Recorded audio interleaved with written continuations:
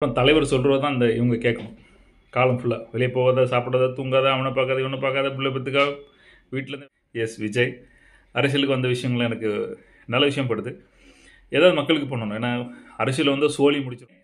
தன்னை டெவலப் பண்ணணும் அப்படின்னு நினைக்க மாட்டார். உலகத்திலே பெரிய டெவலப்மெண்ட் என்னது?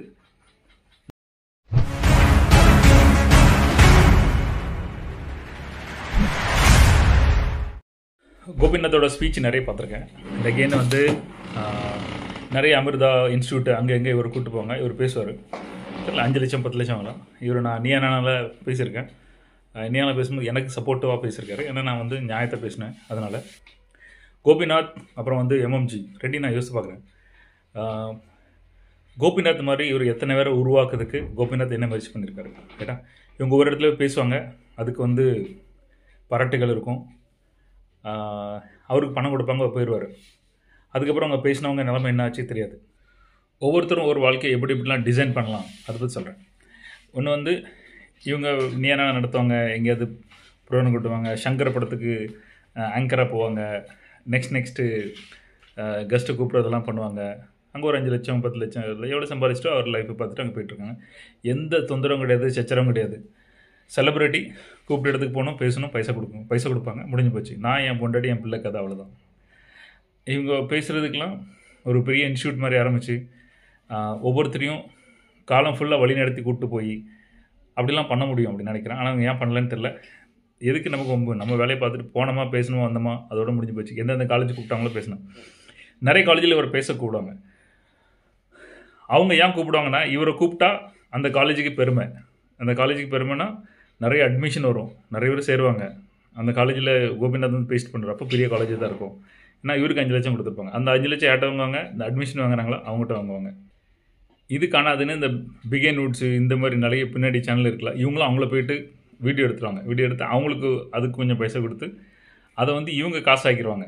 இந்த வீடியோவை யூடியூப்பில் போட்டு அங்கே போட்டு எடிட்டிங் பண்ணி மேலே தம்ப்நெயில்ஸ்லாம் சூப்பராக போட்டு 4 பாயிண்ட்ஸ் கொடுத்து எடிட்டிங் பண்ணி கட்டிங் பண்ணி சூப்பராக அவங்க பணம் பண்ணிடுவாங்க. ஸோ கோபிநாத் ஃபேமஸு, பிகே நூட்ஸ் அந்த வீடியோ தூக்கிட்டு வந்தனால இவங்க ஃபேமஸு.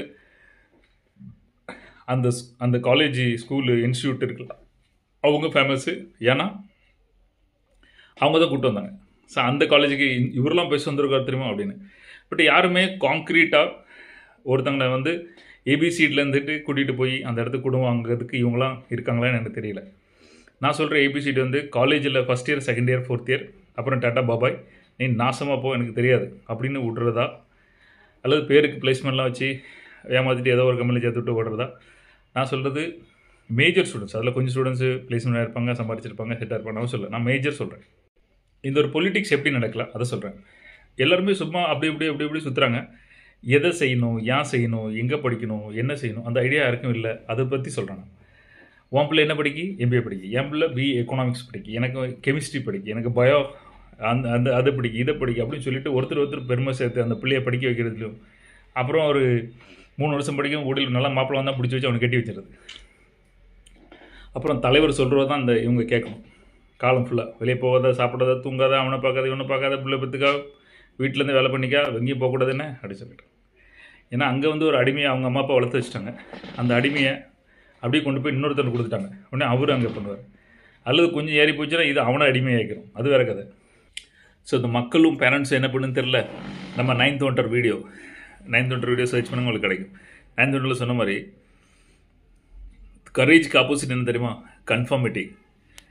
கரேஜ், தைரியத்துக்கு ஆப்போசிட் வந்து கன்ஃபார்மிட்டி. கன்ஃபார்மிட்டி என்ன அப்படின்னா, எல்லாரும் மாதிரி நம்மளும் இருந்துடணும், இல்லைனா நம்ம தப்பாயிரும் அப்படின்னு சொல்லிட்டு கூட்டத்தோட கூட்டமாக நம்மளே மாதிரி வாழ்கிறது, கூட்டத்தோட கூட்டமாக அவங்களே மாதிரி படிக்கிறது, கூட்டத்தோட கூட்டமாக அவங்களே மாதிரி வேலைக்கு போக வைக்கிறது, அப்புறம் கல்யாணம் முடிச்சு கொடுக்குறது, பிள்ளையை பார்த்துக்கிட்டது, ஃபேமிலியை பார்த்துக்கிட்டது. ஏன்னா உலகமே அப்படி தான் இருக்குது. எல்லோரும் அப்படி அந்த கன்ஃபார்மிட்டியில் உட்காந்துருவாங்க. அல்லது எந்த சொசைட்டி பொறுப்பு எதுவும் இல்லாமல் நம்ம சம்பாதிச்சா நம்ம சாப்பிட்டோம். அது செலிப்ரிட்டியாக இருக்கட்டும், ஆக்டராக இருக்கட்டும். நான் அஜித் ரசிகர். ஆனால் நான் சொன்னேன், அவர் சம்பாதிச்சார், அவர் பைக் எடுத்து எங்கேயாவது போவார், அவர் வேலையை பார்த்துக்கிட்டாரு, பிரியாணி பண்ணி சாப்பிடுவாங்க, வேறு 2-3 இன்ஸ்டியூட் அது இதெல்லாம் வச்சு நான் பண்ணிகிட்ருக்காங்கன்னு ஓகே. பட் மேஜராக இவ்வளோ பெரிய பவர் இருக்கவங்க மக்களுக்காக அதுக்கெல்லாம் எதுவும் செய்ய முடியுமானா செய்ய முடியல. அந்த மாதிரி பேசும்போது அடுத்து நான் என்ன பேச போகிறோம் தெரியும். எஸ் விஜய் அரசியலுக்கு வந்த விஷயங்கள் எனக்கு நல்ல விஷயம் படுது. ஏதாவது மக்களுக்கு பண்ணணும். ஏன்னா அரசியலை வந்து சோழி முடிச்சிடணும். அரசியல்வாதிங்க வந்து பயங்கர டேஞ்சரான ஆட்கள். அதையும் மீறி வர்றது வந்து ஒரு பெரிய விஷயம் பார்க்குறேன். எப்பவுமே ஆல்ரெடி வீடியோ போட்டிருக்கேன். மற்ற இடத்துலலாம் அவங்க ஹெவியாக அடிக்காங்க அப்படின்னா, இந்த படம் ரிலீஸ் பண்ணி சக்ஸஸ் ஆகி நம்பர் 1ல் இருக்குது லேஸ்பட்ட கரையில். அப்பேற்பட்ட எங்களுக்கோ தண்ணி வாங்கும். ஆனால் அந்த பண்ணின ஒரு விஷயம் அதே ஃபார்மில் வந்து இங்கேயும் பப்ளிக்கில் பண்ணி மக்களையும் கொண்டு போய் சேர்த்துடலாம் அப்படின்னு நான் நினைக்கிறேன். பொறுத்திருந்து பார்ப்போம் என்ன நடக்குன்னு. வாழ்க்கை எப்படினாலும் வாழலாம், ஆனால் எப்படி வாழணும் அப்படிங்கிறது இருக்குது. ஒவ்வொருத்தருக்கும் அவங்கவுங்க எப்படி வாழணும் வாழுங்க. ஆனால் தெரியாமல் வாழ்ந்துடாதீங்க. வெறும் படிப்பு படிச்சுட்டு கோபிநாத் அந்த காலேஜில் போய் பேசுகிறான்னா அவர் படிப்பை தவிர வேறு எதுவுமே பேச முடியாது. நல்ல காலேஜ், நல்ல கோர்ஸ் எடுத்து படிங்க, அப்போ தான் உங்கள் வாழ்க்கை மாறும் அப்படிங்கிறது. ஏன்னா இவர் நல்ல கோர்ஸை பற்றி, நல்ல காலேஜை பற்றி அடிக்காமல் எக்ஸ்டர்னல் படிப்பு, வாழ்க்கை, life skills, wealth management, health, relationship management, leadership, இந்த மாதிரி விஷயங்கள் வந்து சொல்ல மாட்டாங்க. ஏன்னா அந்த காலேஜில் அந்த சப்ஜெக்ட் கிடையாது. இவருக்கு யார் காசு கொடுத்து கூப்பிட்டு போகிறாங்களோ அவர் மாதிரி சொல்லணும். இவர் எங்கேயாவது 10 பாயிண்ட் என்ன அப்படி சொல்லி படிச்சுட்டு அங்கே 10 பாயிண்ட் சொல்லிட்டு ஒரு 5 லட்ச ரூபா 10 லட்ச ரூபா வாங்கிட்டு வந்துடுவார். வாழ்க்கையில் காலேஜ் படிப்பும் தவிர இன்னும் நிறைய படிப்புகள் இருக்குது. என்கிட்ட வந்து நூற்றுக்கணக்கான ஸ்டூடெண்ட்ஸு, எம்பிபிஎஸ், டாக்டர்ஸு, இன்ஜினியர்ஸு, கண்டக்டர்ஸு, எக்கச்சக்க ப்ரொஃபைல்ஸு வந்து இருக்காங்க. கோடியாக லட்சமாக சம்பாதிக்காங்க. அந்த டிகிரி இந்த டிகிரி எல்லாம் படித்தாங்க. பட் சம்பர் எல்லா இடத்துலையும் ஒரே இடத்துல ஓட்ட போட்டது வந்து என்னது காரணம் அப்படின்னா, சேல்ஸ் ஸ்கில் தெரியாது, லைஃப் ஸ்கில்ஸ் தெரியாது, ரிலேஷன்ஷிப் மெயின்டைன் பண்ண தெரியாது, லவ் லைஃப் பார்ட்னர்ஸ் மெயின்டைன் பண்ண தெரியாது, சந்தோஷமாக இருக்க தெரியாது, எமோஷனல்ஸை ஹேண்டில் பண்ண தெரியாது, ஃபேமிலி ஹேண்டில் பண்ண தெரியாது, பேரண்டிங் தெரியாது. இது எல்லாமே ஸ்கூல்ஸில் சொல்லிக் கொடுக்குறதில்ல. எந்த நம்பர் 1 இன்ஸ்டியூட் அப்படின்னு ஆடெலாம் வருதில்ல, அந்த ஆடில் இதெல்லாம் சொல்லித்தர மாட்டாங்க. அவங்களுக்கே தெரியாது இது என்ன நடந்துட்டுருக்கு அப்படின்னு சொல்லிட்டு. கண்டிப்பாக இது அந்த சம்மந்தப்பட்ட சக்ஸஸ்ஃபுல் ஆள்கிட்ட தான் நீங்கள் படிக்கணும். இந்த மாதிரி கோர்சஸ், இந்த மாதிரி இது கோர்ஸ் கிடையாது, வாழ்வியல். எந்த கோழியும் எந்த அனிமல்ஸும் ஸ்கூலுக்கு அனுப்பி நீங்கள் நாளையிலேருந்து அதை படிச்சுக்கங்கன்னா அப்படின்னு அனுப்புறதில்ல. மனுஷன் மட்டும்தான் ஸ்கூலுக்குன்னு அனுப்பி அங்கே படிக்க வைக்கிறான். மற்றதெல்லாம் அது கூடயே கூட்டிக்கிட்டு, அது கூடயே அலைஞ்சிட்டு, அது கூட தான் படிக்க வைக்கும். நம்மளும் ஆதி காலத்தில் அப்படி தான் வேட்டையாடுறது, சாப்பிட்றது, தூங்குறது எல்லாமே மனுஷன் அப்படி தான் படித்து கொடுத்தான். நாகரிகம் வளர வளர அதுக்குன்னு இன்ஸ்டியூட், அதுக்குன்னு இது அப்படி வந்துட்டாங்க. எம்எம்ஜியில் நாங்கள் வந்து நடைமுறை எல்லாம் பணம் சம்பாதிக்கிறதும், சேல்ஸ் க்ளோசிங்கும், சேல்ஸும், ப்ராஸ்பெக்டிங், மக்கள் பார்க்குறது, அப்புறம் எல்லாரும் வந்து நிறைய சம்பாதிக்கணும்னு நினைக்கிறேன். என்ன நிறைய சம்பாதிக்கணும், இன்னும் நிறைய வேலை பார்க்கணும், என் பிள்ளைகள் நல்லா படிக்க வைக்கணும்னு நினைக்கிறேன். ஆனால் எவனுமே தன்னை டெவலப் பண்ணணும் அப்படின்னு நினைக்க மாட்டார். உலகத்திலே பெரிய டெவலப்மெண்ட் என்னது? நம்ம மேலே பணம் பண்ணுறது, நம்ம மேலே பணம் இன்வெஸ்ட் பண்ணுறது, ஷேர் மார்க்கெட்டு, அது இது எக்கச்சக்க புக்ஸ் இருக்குது. ஷேர் மார்க்கெட் புக்ஸ், அந்த புக்ஸ் இருக்குது, எல்லா புக்ஸ் இருக்குது. இந்த எல்லா புக்ஸு அது அந்த ஷேர் மார்க்கெட்டில் இன்வெஸ்ட் பண்ணிலாம் பெரிய ஆளாகி நம்பர் 1 ஆகப்படுறோன்னா ஓகே ஆகலாம் நீ. ஆனால் அதோட பல மடங்கு இன்வெஸ்ட் பண்ணுறது வந்து நம்ம. இப்போ நான் என் மென்டருக்குலாம் 2 லட்சம் 3 லட்சம் இன்வெஸ்ட் பண்ணியிருக்கேன் அப்படின்னா மாதம் 2 லட்சம் 3 லட்சம் சம்பாதிச்சிருக்கேன். இந்த மாதிரி ஒரு ரிட்டர்ன் உங்களுக்கு எங்கே கிடைக்கும்? இது சரியான மென்டர், சரியான படிப்பு அந்த விஷயங்கள் கொண்டு வரும். இது சரியான இந்த புரிதலை மக்களுக்கு இல்லை. ஒவ்வொரு நாளும் நான் 5 பேர் 6 பேர் 7 பேர் கன்சிங்கில் பேசும்போது, 1-to-1 பேசும்போது எனக்கு பாவமாக இருக்கும். எப்படி இந்த உலகம் வந்து போய்கிட்டுருக்கு? கன்ஃபார்மிட்டி இல்லை. அவனும் செஞ்சான், நானும் செஞ்சேன், இவனும் செஞ்சான், நானும் செஞ்சேன், அவனும் படித்தான், நானும் படித்தேன், இவனும் வீடு கட்டினா நானும் வட்டிக்கு வாங்கி வீடு கட்டினேன், இவனும் கல்யாணம் முடித்தான், நானும் வட்டிக்கு வாங்கி பெரிய லெவலில் கல்யாணம் முடித்தேன், இப்போ பிச்சை எடுத்துகிட்ருக்கேன். இவனும் அவன் சொத்தை விற்று வந்த பணத்தை இந்த இதில் போட்டான், எஃப்டியில் போட்டான், எல்ஐசியில் போட்டான், அதில் போட்டான், இப்போ மாதம் 10,000 வாங்கி கஷ்டப்பட்டு சாப்பிட்டுருக்கோம் அப்படின்னு சொல்கிற ஒரு கதை இருக்கலாம். எல்லான மாதிரி பண்ணுறது. இதெல்லாம் தாண்டி எங்கேயாவது ஒரு இடத்துல படிக்க கிடைக்கும் அப்படின்னு சொல்லிட்டு லைஃப்பில் செட்டில் ஆக முடியாதுன்னு சொல்கிறாங்க. செட்டில் கண்டிப்பாக ஆகலாம். எப்போ நமக்கு மாதம் என்ன பணம் வேணுமோ, எப்படி வாழ்க்கை வாழ்கிறோமோ அந்த வாழ்க்கைக்கு பணத்தை ரெடி பண்ணிட்டோம், பணம் ரெகுலராக வந்துகிட்டே இருக்குது, பணம் குறையவே இல்லை, ஏன்னா கண்டிப்பாக லைஃப்பில் செட்டில்டு. அதையும் தாண்டி நம்ம தேவைகள் கூட ஆச்சு, ஒரு விபத்து நடந்துச்சு, அதை பண்ண முடியாத, அதை சமாளிக்க முடியாத ஒரு சிக்கலில் மாட்டணும், பணம் இல்லைன்னா அப்போ நம்ம செட்டில் ஆகலன்னு அர்த்தம். கோபிநாத் ஸ்பெஷலில் இந்த மாதிரி வாழ்க்கையில் செட்டில் ஆக முடியாதுன்னா செட்டில் கண்டிப்பாக ஆகலாம். சொல்லுங்களேன். இப்போ நான் என் வீட்டுக்கு மாதம் 15,000 கொடுத்தா அவ்வளோதான். அப்புறம் எனக்கு கை செலவு 10,000 ரூபா, ரைட்டு, 25,000 தான் மொத்த செலவு எப்போ ஆனாலும் சரி. ஆனால் எனக்கு மாதம் 50,000 வந்துட்டுருக்கு, மாதம் 25,000 சேவிங்கில் ஆகுது.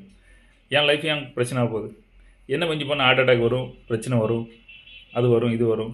சரி 5 லட்சம் 10 லட்சம் செலவழிக்கணும், அதுக்குண்டான பைசா சேமிச்சு வச்சுக்கணும். லைஃப்பில் நான் ஏன் செட்டில் கிடையாது?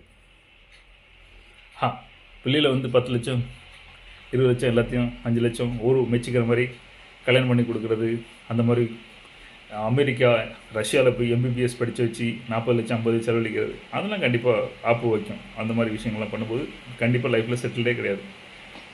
ரெண்டாவது பரவலாக பேசப்படுது அந்த அவமானம், அந்த கேவலம், அதுதான் அன்றைக்கி பெரிய பேரான அந்த இதுக்கு இந்த கோலுக்கு பேர் என்ன பேர் தெரியுமா? ரியாக்டிவ் கோல். இது வந்து ரியல் கோல் கிடையாது. ரியாக்டிவ் கோல்னு என்ன அர்த்தம்னா, எவனோ சொன்னால் அதனால் எனக்கு வீம்பு வந்துட்டு அதனால் நான் கோல் வச்சுக்கிட்டேன் அப்படி. இது இல்லை. நீ உன் சொந்த புத்தி, அதில் கூட நீ உன் சொந்த புத்தி யூஸ் பண்ணல.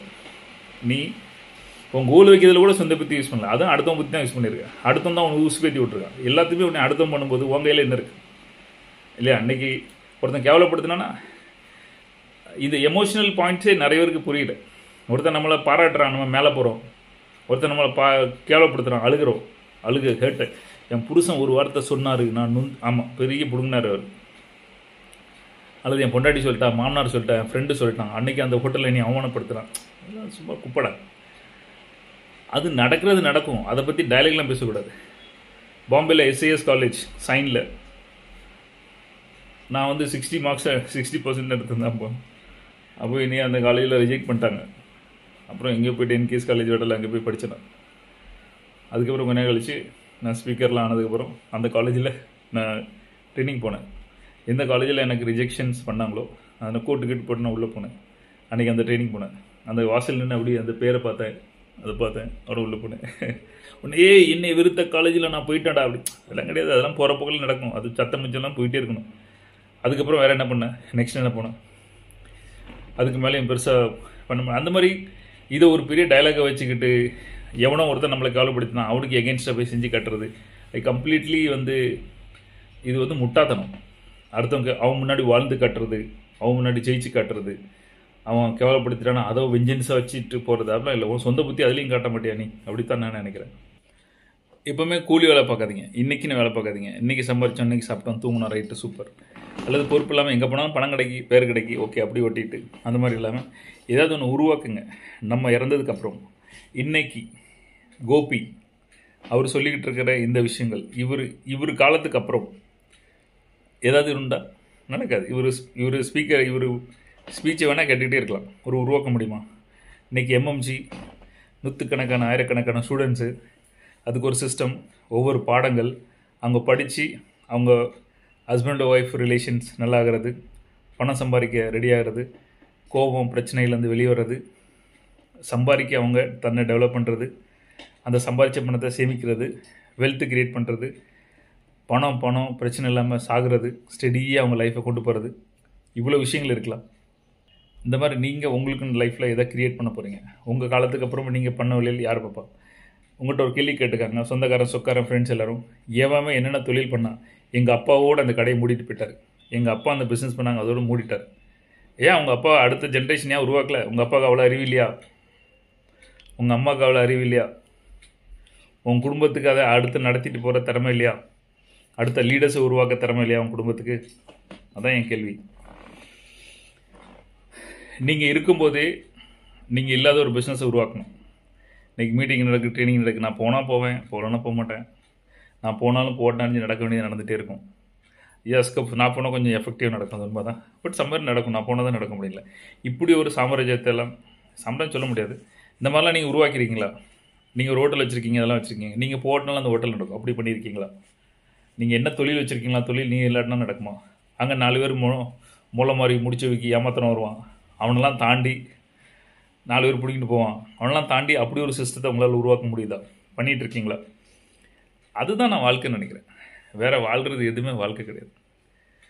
எல்லோரும் வர ஒரு நாள் நமக்கு எக்ஸ்பைரி பீரியட் இருக்குது. இன்றைக்கி ஐயா 94 இயர்ஸ் ஓல்டு ஹைகோர்ட் அட்வொகேட் அவங்க இன்றைக்கி இறந்துட்டாங்க. இன்றைக்கி அவங்களுக்கு அடக்கமும் நடந்துருச்சு. எல்லோரும் வர்றது ஒரு நாள் போகிறது தான். ஆனால் நீங்கள் என்ன சாம்ராஜ்யத்தை உருவாக்குனீங்க? நீங்கள் எத்தனை நாள் வாழ்க்கையில் பண்ண விஷயத்த காலங்காலமாக மக்களுக்கு என்ன ஹெல்ப் பண்ணீங்க அப்படின்னு அர்த்தம். அடுத்தவன் சொல்லுவான், என் பேரை 4 பேர் நினைக்கணும். இப்போ கூட ஒரு சாது ஒருத்தர் போகிறாரு, அவர் சொல்லார், ஐயா உங்களை ஞாபகம் இருக்கா? ஞாபகம் இருக்கியா? என் பேரை உலகம் ஃபுல்லாக பரகி விட்ட ஐயா அப்படிங்கிற. அப்போ சாது ஃபுல்லாக முத்துராஜ கொட்டை போட்டிருக்காரு, பட்டையை அடித்து திருநாள் பிடிச்சிட்டு போகிறாரு.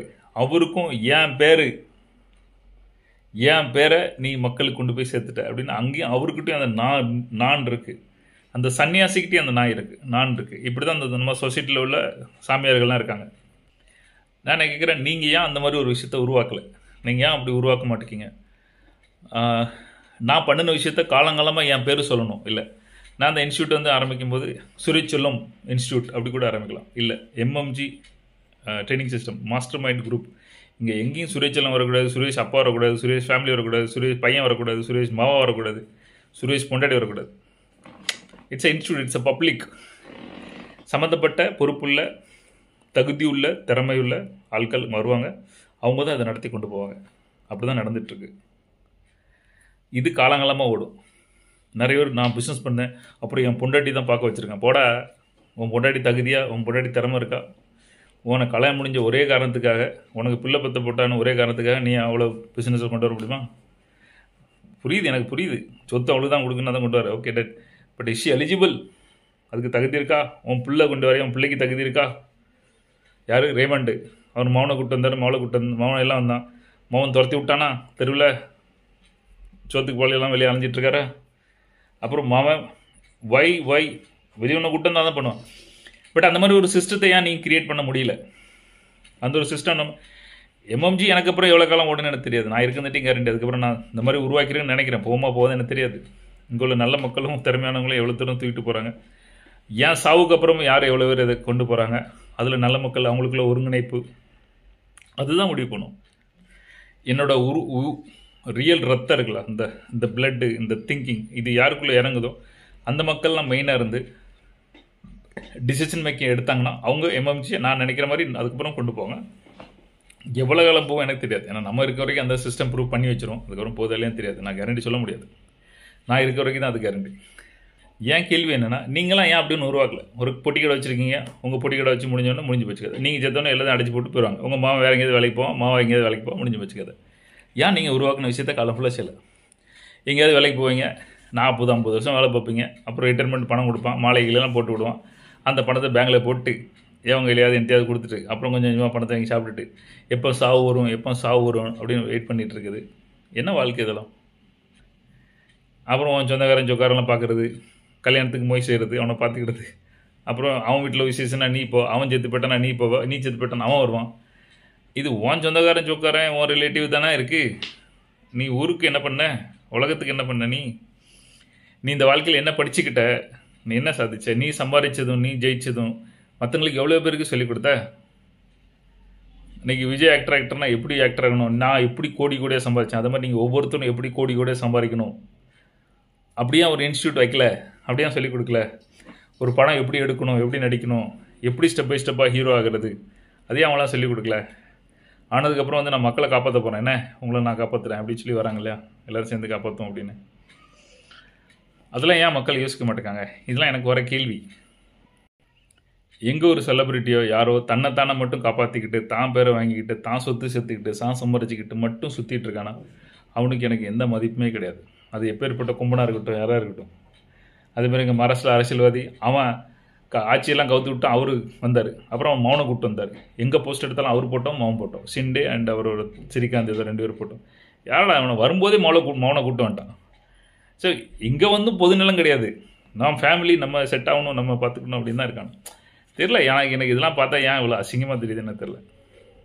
எமோஷ்னலில் மற்றவங்கள பழி வாங்குகிறோம், மற்றவங்க வந்து கஷ்டப்படுறாங்க, நம்ம வந்து பெருமை காமிச்சிக்கணும் அப்படின்றதுக்காக வீண் செலவு நிறைய பண்ணுறோம் அப்படிங்கிறத தெரிஞ்சுக்கினேன்.